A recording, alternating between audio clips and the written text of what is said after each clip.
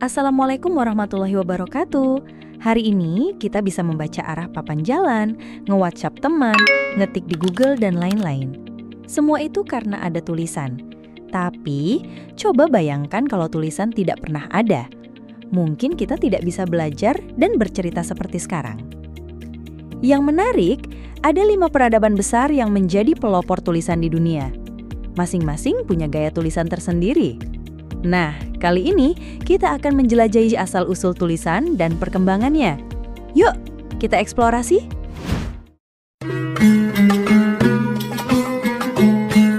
Dalam perjalanan ini, kita mulai dari sebuah tempat yang sangat jauh, bernama Mesopotamia. Tempat ini ada di antara 2 sungai besar, yaitu Sungai Eufrat dan Sungai Tigris. Tanahnya subur, dan di sanalah orang-orang pertama kali mulai menulis. Tulisan mereka bukan huruf dan juga bukan angka. Mereka menyebutnya piktografik. Apa itu piktografik? Piktografik adalah gambar-gambar sederhana yang digunakan untuk mengungkapkan benda, tindakan, dan gagasan. Sekitar 3000 tahun sebelum Masehi, bangsa Sumeria yang hidup di Mesopotamia mulai menggunakan piktograf sebagai alat interaksi. Gambar-gambar itu awalnya untuk mencatat hasil panen, menyimpan perjanjian, mencatat sesuatu untuk ritual keagamaan. Pada mulanya, guratan dibuat di atas tanah liat lunak, lalu dibiarkan mengering dan kemudian disimpan. Lewat piktografik, pikiran bisa disimpan, bisa dibaca ulang, dan bisa diwariskan dari satu generasi ke generasi berikutnya. Namun, piktografik punya kelemahan. Tak mudah menggambar semua hal, terutama hal-hal abstrak seperti perasaan senang atau sedih, kaget atau bingung, dan sebagainya. Tapi bagaimanapun juga, piktografik adalah pondasi penting dari komunikasi tertulis. Mesopotamia bukan satu-satunya wilayah yang melahirkan tulisan berupa gambar. Jauh di sebelah barat daya, berdiri sebuah negeri dengan piramid dan kuil megah. Di sanalah muncul hieroglif, simbol-simbol indah yang menghiasi dinding makam para Firaun dan pilar-pilar kuil suci. Yuk, kita berangkat ke Mesir. Di tepi Sungai Nil ribuan tahun yang lalu, berdiri kuil-kuil megah makam raja-raja dan obelisk menjulang ke langit. Dinding-dinding mereka tak pernah kosong. Objek-objek tersebut dipenuhi dengan simbol-simbol yang hidup. Inilah hieroglif, bahasa para dewa dan raja Mesir kuno. Hieroglif berasal dari bahasa Yunani. Hieros yang berarti suci dan glyphein berarti mengukir. Jadi hieroglif ialah ukiran suci. Setiap gambar punya makna. Ada yang artinya satu huruf, ada juga yang artinya satu kata, dan bahkan ada yang artinya kalimat. Tulisan ini ditulis di atas kertas papirus, diukir di batu, bahkan dilukis di dinding makam. Berabad-abad kemudian, hieroglif sudah tidak dipakai lagi karena sudah tergantikan oleh tulisan dan huruf yang berbeda dengan perkembangan zaman. Banyak orang menganggap hieroglif tidak pernah ada. Akan tetapi, pada tahun 1822, ilmuwan Prancis Jean-François Champollion menemukan sebuah batu Rosetta yang memuat tulisan Mesir kuno. Dan ternyata, hieroglif memang pernah ada. Dan orang-orang Mesir kuno mulai mengisahkan dirinya, inilah kami, orang masa lalu. Dari Mesir, kita akan berlayar ke sebuah wilayah kecil namun sangat berpengaruh. Negeri para pedagang. Di sanalah lahir tulisan paling berpengaruh dalam sejarah manusia. Mereka bukan petarung, mereka bukan penakluk, tapi dari kapal dagang yang berlabuh di tepi laut, mereka mengubah dunia. Mereka adalah bangsa Fenisia. Dan dari tangan merekalah lahir sesuatu yang akan mengubah sebagian besar peradaban dunia.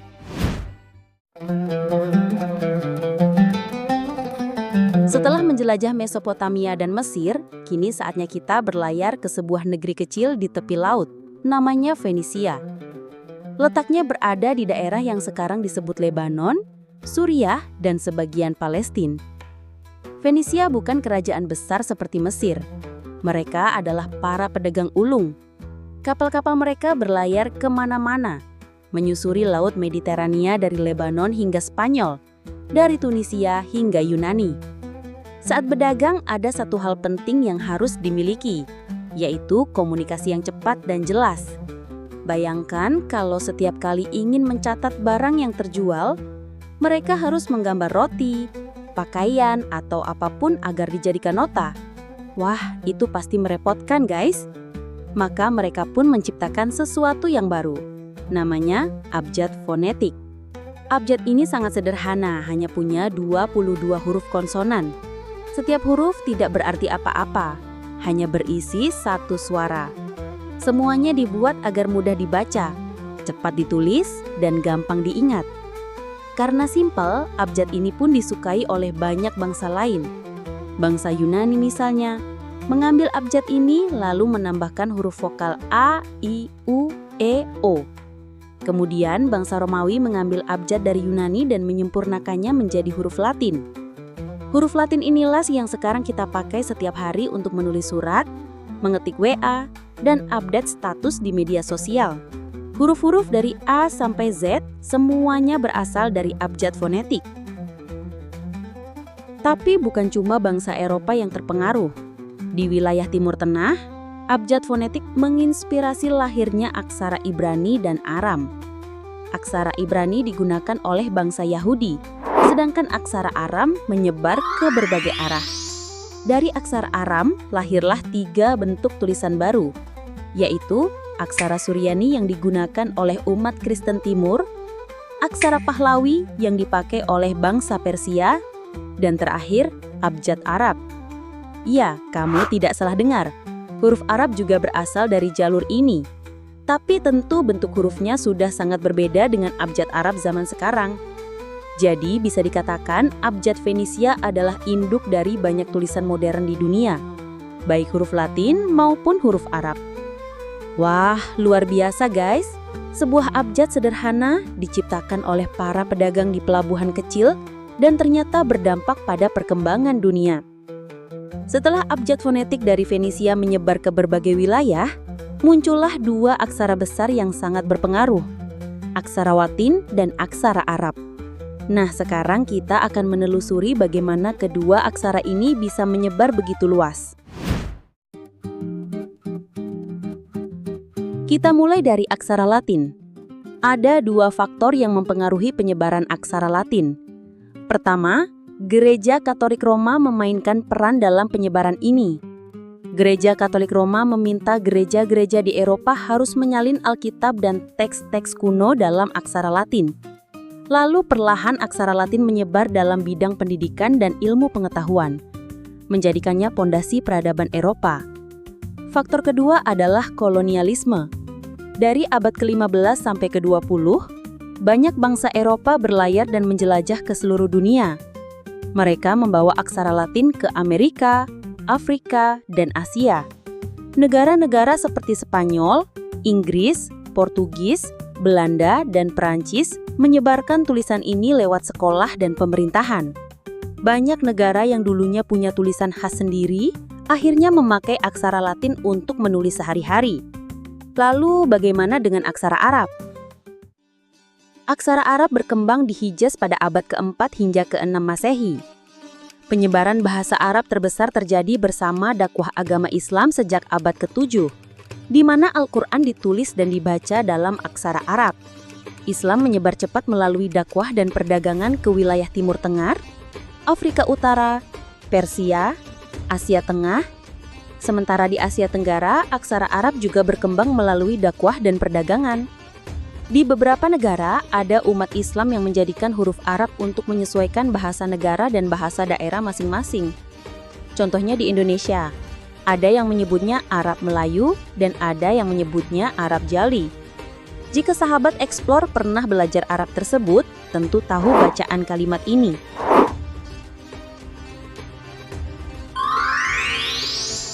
Di beberapa tempat, aksara Arab tidak cuma dijadikan tulisan di buku. Justru lebih dari itu, aksara Arab dikembangkan menjadi seni kaligrafi membuatnya ciri khas peradaban Islam klasik. Saat ini, aksara Latin paling banyak digunakan di dunia. Lebih dari 70% populasi global karena masuk ke pendidikan, teknologi, dan internet. Sementara aksara Arab meskipun lebih regional hanya ada di negara-negara Islam, tetap digunakan lebih dari 20 negara dan menjadi simbol identitas keagamaan, sejarah, dan seni. Baik aksara Latin maupun aksara Arab, keduanya menunjukkan betapa pentingnya tulisan bagi kemajuan peradaban. Tapi, cerita tentang tulisan belum selesai. Di sebelah timur sana, ada sebuah negeri yang punya cara menulis yang sangat berbeda. Mereka tidak memakai huruf seperti A sampai Z. Mereka juga tidak memakai abjad Arab. Mereka menulis dengan simbol-simbol khusus, yang setiap bentuknya punya makna sendiri. Tulisan ini disebut aksara Han atau Hanzi. Tulisan ini masih digunakan sampai sekarang oleh lebih dari 1 miliar orang. Ayo, kita lanjutkan perjalanan ke timur. Setelah mengenal huruf dari barat dan timur tengah, sekarang saatnya kita berpetualang ke arah timur, menuju sebuah negeri yang disebut Zhongguo. Nama lainnya adalah Tiongkok. Di balik kabut pegunungan, di antara aliran sungai kuno, lahirlah sebuah tulisan yang istimewa. Namanya adalah Hanzi.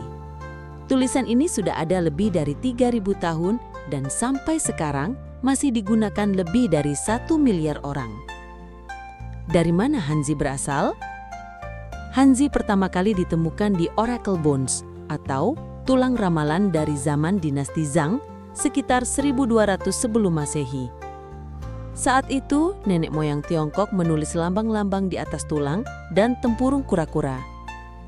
Lambang-lambang ini dipakai untuk meramal masa depan, mencatat hasil panen, dan membuat catatan kerajaan. Tulisan-tulisan di atas tempurung itulah cikal bakal dari Hanzi. Tapi seiring waktu, gambar-gambar itu disederhanakan dan muncullah Hanzi seperti yang kita lihat sekarang. Lebih rapi, lebih abstrak, dan lebih efisien. Tapi tahu nggak, di Tiongkok, menulis bukan sekedar mencatat. Menulis adalah sebuah seni.